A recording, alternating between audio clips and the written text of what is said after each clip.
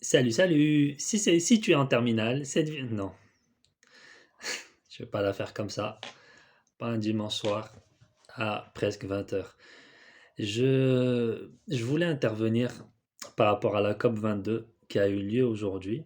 Donc oui, si tu es en terminale, cette vidéo est principalement dédiée, était principalement destinée. Après, bon, c'est un sujet tellement d'actualité, tellement brûlant que normalement il devrait concerner tout le monde. Mais d'un point de vue méthodologique, je m'adresse à toi, si tu es en terminale ou en première. Voilà, donc aujourd'hui a eu lieu la COP 22, COP 26, qui a eu lieu à Glasgow en Écosse. Et je voulais intervenir, donc du coup, concernant le résultat des négociations qui ont lieu aujourd'hui, du coup, qui se sont soldés aujourd'hui par, disons-le, un échec pour beaucoup de gens. Alors pourquoi c'est un échec?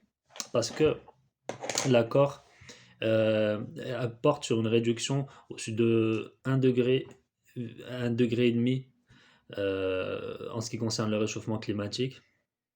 Et pour beaucoup, ce n'est pas suffisant. Ce n'est pas suffisant et surtout pour les pays, des pays pauvres qui souffrent paradoxalement le plus de ce réchauffement climatique, bah, du fait de leur positionnement sur la carte et sur les littoraux, du coup, montée du niveau des eaux. Donc, forcément, c'est les premiers à en subir les conséquences. Pas de non plus au niveau de cet accord, pas non plus d'aide internationale en ce qui concerne justement ces pays qui subissent ces inondations, ces, ces, euh, ces éboulements, cette érosion des littoraux, rien qui n'a été véritablement proposé. Donc ça s'ajoute à cela, bah, du coup, comme on a dit, cette mesure de s'engager à réduire d'1 degré et demi le réchauffement climatique qui n'est pas jugé suffisant par ces pays-là. J'ai en tête l'intervention d'une activiste euh, des îles Maldives et non des îles Moldaves. Bon, des îles Maldives en Afrique qui, voilà, qui expliquait qu'au final, bah, cet accord n'apportait pas quelque chose de nouveau. C'est intéressant. Pourquoi? Parce que bah, d'un point de vue, on peut voir cette COP26 sous différents angles. Le premier, bah, c'est l'angle de la négociation internationale et des arcanes, je dirais, de cette négociation. Tout n'est évidemment pas dit, mais bon, ce qui ressort principalement, c'est les objectifs industriels que les pays développés ne veulent pas revoir à la baisse. Euh, voilà, et du coup, oui, et ce qui est pour l'anecdote, une fois que l'accord a été totalement soldé, on a eu une revendication de la part de l'Inde, du représentant de l'Inde, gros pays industriel, qui a du coup demandé à ce qu'on revoie un peu à la baisse les exigences en ce qui concerne le charbon, qui est du coup une énergie très polluante. Et au final, a encore été revu à la baisse concernant le charbon. Donc, autre revendication non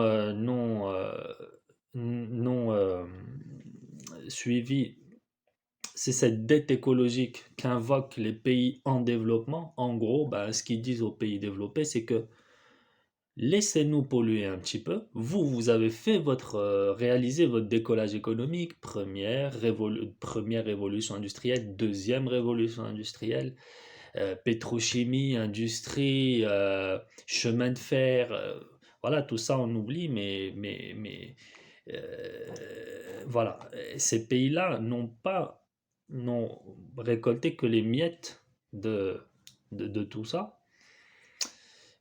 Ils sont à la traîne et par conséquent, ils invoquent du coup leur dette écologique. C'est-à-dire qu'ils demandent aux plus grands pollueurs, qui sont la Chine et les États-Unis, qui mobilisent 50% des émissions, globalement, des émissions de CO2 dans le monde. Ils leur disent, voilà, vous avez tellement décollé, tellement, voilà, vous avez Apple, vous avez Wall Street, vous avez le yuan, etc., etc. Laissez-nous un peu opérer un semblant de décollage et baisser vos émissions de gaz à effet de serre. Bon, tout ça, ça veut dire beaucoup de sacrifices pour ces pays-là qui ne veulent pas le faire. Donc, bon, globalement, on a une situation un peu un statu quo avec, on n'a pas relevé les objectifs de réduction, donc du coup de CO2 par rapport à l'année de référence qui est 1990 et les accords de Kyoto. On est à 30-40%. Les ONG, la société civile, les comités intergouvernementaux et les ONG tablent sur minimum 50% de réduction. Donc voilà, on a un peu un dialogue de sourds entre les différentes parties prenantes. Et donc, toi, en tant qu'élève de terminale ou pourquoi pas de première, l'avantage de tout ça, c'est quoi? C'est de ne pas jouer petit bras et de comprendre ce qui est dit théoriquement en cours par des éléments réels. Qui, et quoi de mieux que quelque chose d'actuel, de réel pour comprendre voilà, des éléments théoriques. Les notions qu'on a pu revoir grâce à cette COP26, c'est la notion de dette écologique, toutes les parties prenantes autour de cette question du développement durable. On a pu revoir quelques chiffres clés comme les fameux 30%, 40% de réduction de gaz à effet de serre. C'est même aventuré sur les degrés, hein, attention, 1 degré 500, 5,5, 2 degrés à l'horizon 2050. Voilà, on a ces notions-là qui, en soi, tout ce qui concerne l'aspect climatique, n'est pas économique, effectivement, mais on est obligé d'en parler parce que euh, qui dit économie, dit réchauffement climatique, dit négociation, et qui dit négociation, dit prise en compte de différents aspects, parmi lesquels l'économie. Euh, Parce que, comme on l'a vu, personne ne veut réduire ses émissions de gaz à effet de serre dans un contexte de compétitivité accrue et permanente entre les différentes parties, sans parler des considérations géopolitiques en arrière-fond qui tirent un peu les commandes et les ficelles de tout ça.